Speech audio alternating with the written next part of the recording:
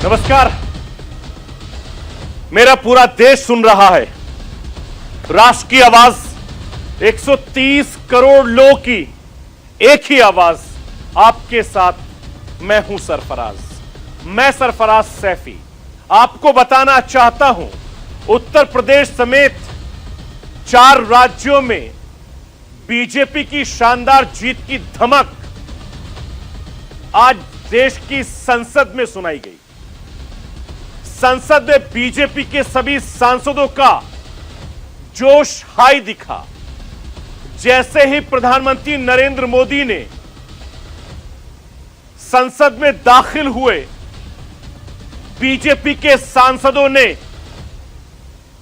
मेज थपथपाकर उनका शानदार तरीके से इस्तकबाल किया, स्वागत किया।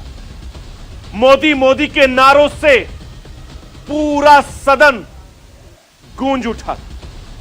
उत्तर प्रदेश की जीत का जश्न दिल्ली की सड़कों पर भी सुनाई दिया। योगी आदित्यनाथ के काफिले की गूंज आज दिन भर लुटियन जोन में सुनाई दी। देश की राजधानी दिल्ली में योगी आदित्यनाथ की हाई प्रोफाइल मीटिंग के मायने क्या हैं? इनका योगी आदित्यनाथ के मंत्रिमंडल का गठन वाला कनेक्शन क्या है, यह भी मैं आपको बताऊंगा। कश्मीरी पंडितों के दर्द पर फिल्म तो पहले भी कई बन चुकी है। कश्मीरी पंडितों के पलायन का दर्द देश महसूस करता रहा है, लेकिन कश्मीर फाइल की स्क्रीनिंग ने देश की सियासत में उबाल ला दिया है। कश्मीरी हिंदू भाई बहनों के दर्द के मामिक फिल्मकान ने आज एक बार फिर से कश्मीर से हिंदू भाई बहनों के पलायन के मुद्दे को गरमा दिया है। आखिर क्यों हो रही है कश्मीर फाइल्स पर सियासत, यह भी मैं आपको समझाने की कोशिश करूंगा। उधर रूस और यूक्रेन की जंग का आज 19वां दिन है। यूक्रेन की राजधानी कीव पर रूसी सेना कहर बरपा रही है। यूक्रेन की खराब हालत दुनिया के सामने है, लेकिन 19 दिनों की जंग ने रूस को भी पस्त कर दिया है। रूस के चीन की शरण में जाने की बात सामने आ रही है। क्या है इसके पीछे की वजह, यह भी मैं आपको बताऊंगा।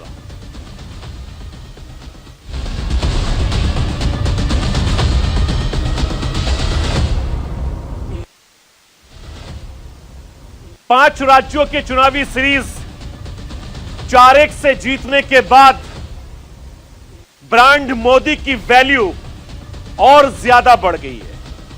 आज देश की सबसे बड़ी पंचायत में मोदी मोदी के नारे लगे। पीएम मोदी की मौजूदगी में बीजेपी के सांसदों ने अलग अंदाज में जीत की बधाई दी।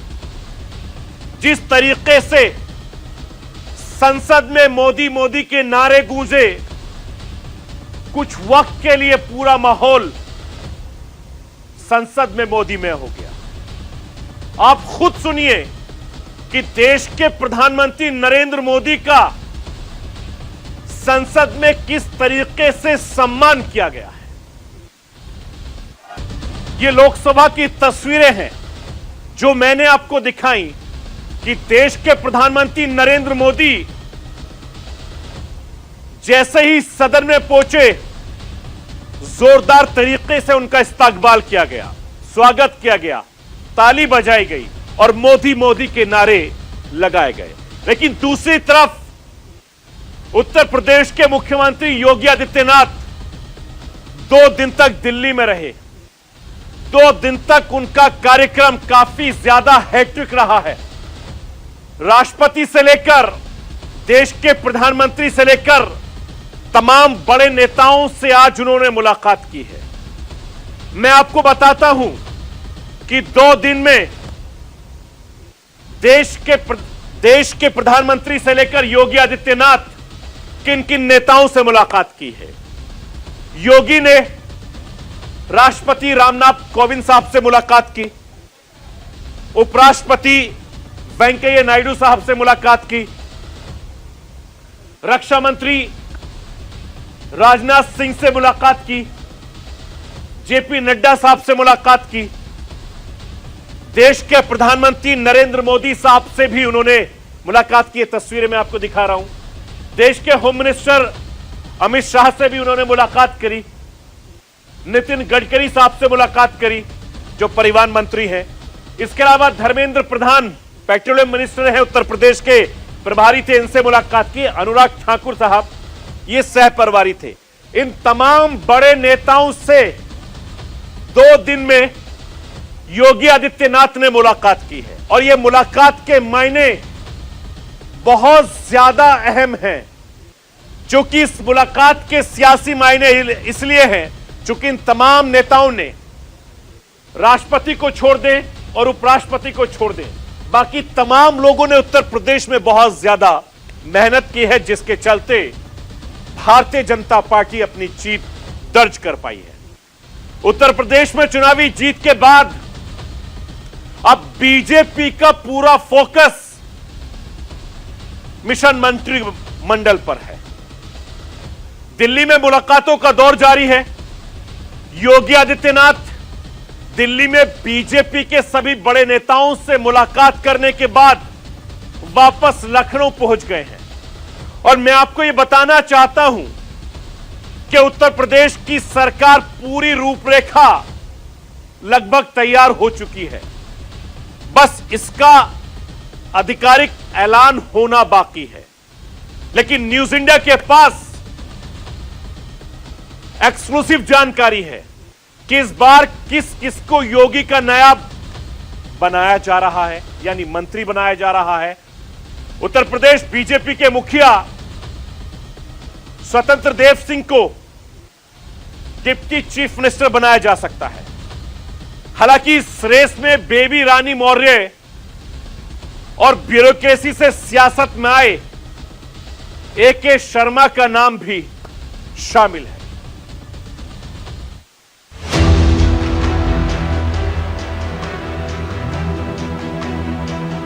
उत्तर प्रदेश में लगातार दूसरी बार कमल खिल गया है, जिसके बाद सूबे में हर तरफ भगवा बयार बह रही है।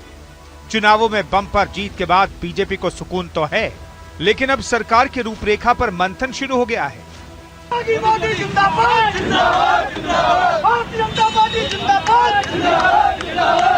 यूपी विधानसभा का चुनाव बीजेपी ने योगी आदित्यनाथ के पर लड़ा था और चुनाव जीतने के बाद उनका सीएम बनना लगभग तय माना जा रहा है।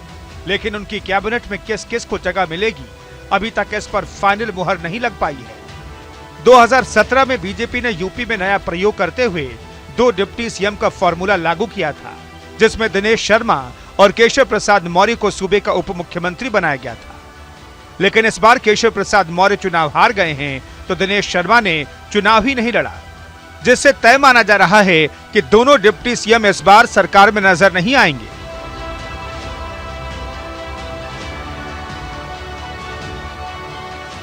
इस बार योगी की कैबिनेट में कौन कौन लोग होंगे, इस पर कयासबाजी का दौर शुरू हो गया है। सूत्रों की माने तो इस बार यूपी बीजेपी के मुखिया स्वतंत्र देव सिंह का नाम डिप्टी सीएम की रेस में काफी आगे चल रहा है। हालांकि स्वतंत्र देव सिंह ने भी चुनाव नहीं लड़ा है। अगर स्वतंत्र देव सिंह को डिप्टी सीएम की कमान मिलती है तो उन्हें एमएलसी का चुनाव लड़ाया जाएगा। उत्तराखंड की राज्यपाल रही बेबी रानी मौर्य का नाम भी काफी सुर्खियों में है। बेबी रानी मौर्य आगरा से चुनाव जीती हैं और वो भी डिप्टी सीएम की रेस में काफी आगे चल रही हैं। ब्यूरोक्रेसी से सियासत में आए AK शर्मा को भी योगी सरकार में अहम जिम्मेदारी दी जा सकती है। यूपी में बीजेपी की बम्पर जीत के बाद से योगी आदित्यनाथ दिल्ली दौरे पर हैं। प्रधानमंत्री मोदी से लेकर यूपी चुनाव में अहम जिम्मेदारी निभाने वाले बीजेपी नेताओं से मुलाकात कर चुके हैं। माना जा रहा है मुलाकात का यह सिलसिला मंत्रिमंडल के चेहरे फाइनल करने के लिए चल रहा है। होली के बाद यूपी में शपथ ग्रहण का कार्यक्रम होना है, लिहाजा पूरे विचार विमर्श के बाद लिस्ट तैयार की जा रही है। मंत्रिमंडल में कौन कौन होगा, इस पर चर्चा तो जरूर चल रही है, लेकिन बीजेपी का वर्किंग स्टाइल बताता है कि चौंकाने वाले फैसले लेना उसकी फितरत रही है, इसलिए कुछ भी कहना फिलहाल संभव नहीं है। वैसे बीजेपी के सूत्र बता रहे हैं कि शपथ ग्रहण में 50 से ज्यादा मंत्रियों को शपथ दिलाई जा सकती है, जिसमें से 20 से ज्यादा कैबिनेट मंत्री हो सकते हैं, जबकि कुछ मंत्रियों को स्वतंत्र प्रभार दिया जा सकता है। नियमों के मुताबिक सदन की कुल संख्या के 15% विधायकों को ही मंत्री बनाया जा सकता है, लिहाजा यूपी में ज्यादा से ज्यादा मंत्रियों की संख्या 60 तक हो सकती है। उत्तर प्रदेश में होली का त्योहार बीजेपी के लिए दोहरी खुशी लेकर आया है। चुनाव जीतकर बीजेपी ने ऐतिहासिक रिकॉर्ड तो बनाया ही है, विरोधियों को पूरी तरह से पस्त कर दिया है, क्योंकि मुख्य विरोधी दल समाजवादी पार्टी ने वोटों के लिहाज से अब तक का सर्वश्रेष्ठ प्रदर्शन तो किया, लेकिन सत्ता तक नहीं पहुंच पाई। यह अपने आप में समाजवादी पार्टी के लिए झटका तो है ही, बीजेपी के लिए बहुत बड़ी उपलब्धि है, क्योंकि विरोधी दल के सर्वकालिक बेहतर प्रदर्शन के बावजूद कमल खिला है और बीजेपी की बल्ले बल्ले हो गई है। हालांकि योगी के कैबिनेट में कौन होगा, इस पर पूरे प्रदेश की नजरें टिकी हैं। Bureau report, news India.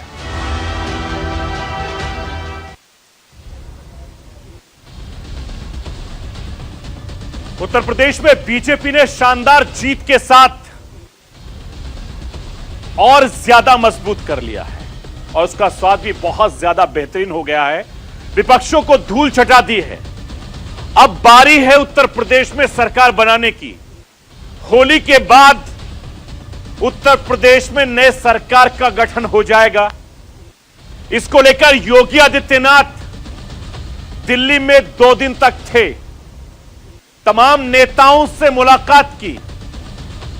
खबर है कि मंत्रियों के नाम पर भी चर्चा हुई है। ऐसे में जो मेरे पास जानकारी है, जो न्यूज़ इंडिया की जानकारी है, उसके मुताबिक योगी आदित्यनाथ के संभावित सिपाहियों का नाम मैं आपको बताना चाहता हूं।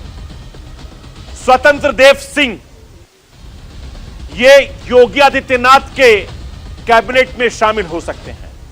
सिद्धार्थ नाथ सिंह दूसरा नाम हो सकता है। ब्रजेश पाठक, जतिन प्रसाद, सुरेश खन्ना, श्रीकांत शर्मा, आशुतोष टंडन, मोहसिन रजा, अनिल राजभर, संदीप सिंह, सतीश महाना, नंद गोपाल नंदी, दयाशंकर सिंह, सूर्य प्रताप शाही, पंकज सिंह, राजेश्वर सिंह, अदिति सिंह और समाजवादी पार्टी का दामन छोड़कर अपर्णा यादव भी मंत्रिमंडल में शामिल हो सकती हैं।